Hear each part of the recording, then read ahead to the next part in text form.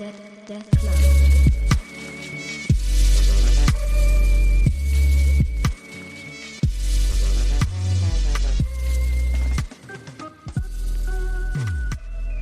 Hey everybody, welcome back to the podcast. Danny here. Today I'm talking to you about Revival Man Season 0, aka Origin of Revival. So this is the current arc of Revival Man. So we're going from chapters 99 to 137. That's translated right now. And like I mentioned in the last review, the series is already over, so all we're getting is prequel stuff. So of course, the same team drawing and writing, Young-taek Chae and Jae-han Kim.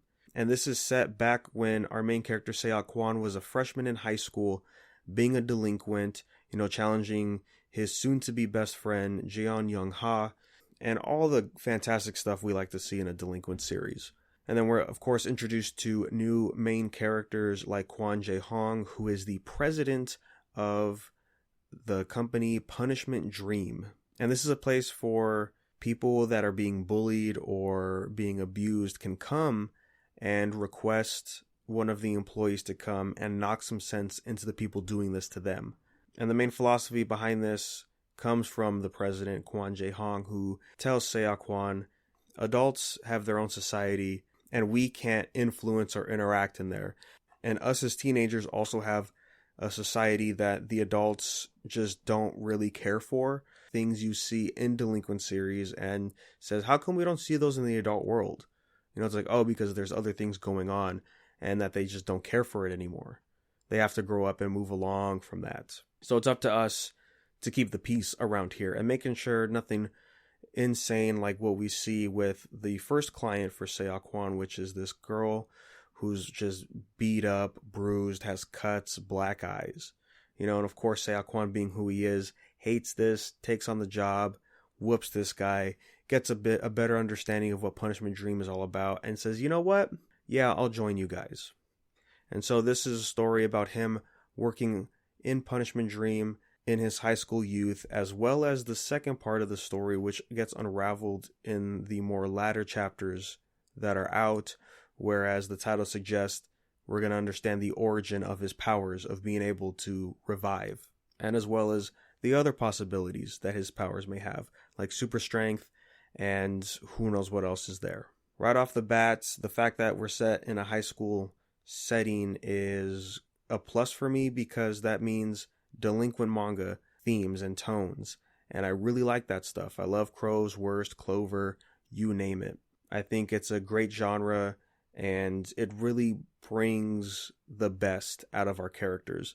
As much as I like the writing and our characters in the main present day series that is Revival Man, there's just something different here. It just feels more grounded because we're not going against crazy financial groups like the Daewon group, and the scale just doesn't escalate as much as it would in the adult world, right? The amount of assets and resources that the main antagonist can have differ when they're young and in high school. So I always appreciate that stuff more, because we get more into the nitty gritty kind of stuff. And it's more about just the brawls than a whole lot of other stuff.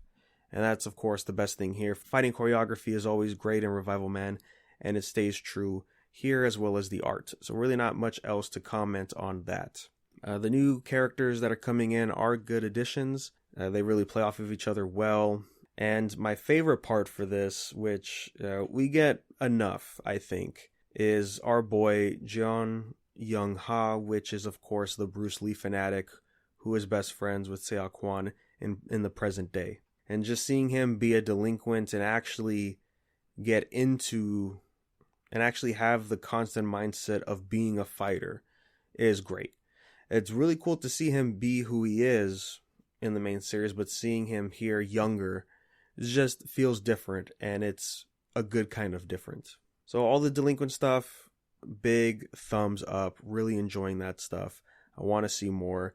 It's slowly tying in to the origin of Revival, as the title of this season suggests, as we're going into who the real main antagonist is of the series and what they're after, their influence, and more understanding of Seok Kwon's background with parents, his powers, and the likes of that. My only problem, I would have to say, with this is I'm glad we're getting answers to his powers because we missed that opportunity in the first 2 seasons.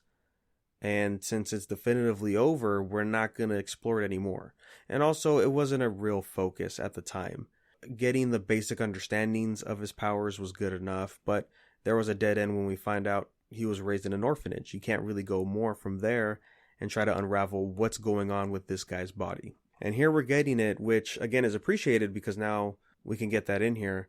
But like I said, the series is over. So at the end of the day, when season 0 ends, it's just unfortunate because at the end of season 0, the continuation of that is chapter 1. And at chapter 1, Seok-hwan knows nothing about his abilities, which is unfortunate because it's going to be that situation where we, the audience, are going to get the answers, but our main character is not. By not having that information, the character does not change as far as what they're thinking, certain decisions, and the likes. But it just sucks that he's not going to get the answer or the understanding. If I had to guess based on what we're getting, it's just going to be characters that are close to him that don't want him to know, or it's just going to be this organization that never popped up in the original series, and they're the only ones that know. So that's going to be unfortunate. As much as a good time I'm having with this series, that stuff is kind of holding me back just a bit because it's like, well, he's still a NEET who's 29 that has no idea how scary his body really is, type of thing, you know? But aside from all that, yeah, this is a really great series, this season 0. This season is really fantastic, all the prologue stuff. So aside from all that, I'm still enjoying season 0. I can't wait to get more chapters translated and seeing what we got going on. And honestly, just really want to see the fights and what our characters are really more about. And on the final note, and just like in the last episode for the spoiler section, where I talked about a certain someone showing up that got me really excited in this series, it happens again. And it kind of feels tongue-in-cheek, like, hey, look at this, you know, isn't this cool? But it really doesn't go anywhere because, again, it's one chapter. On one hand, it's a good time reference to see where these characters are at with each other. So that way, when we eventually get to the next episode for the manga reviews and talk about that series, we get a time frame of how long it's been since their first meetup with each other and the meetup in season 2 at the end. So much time has passed that it's not even going to matter. And the scene wasn't really impactful. It was just like cameo time.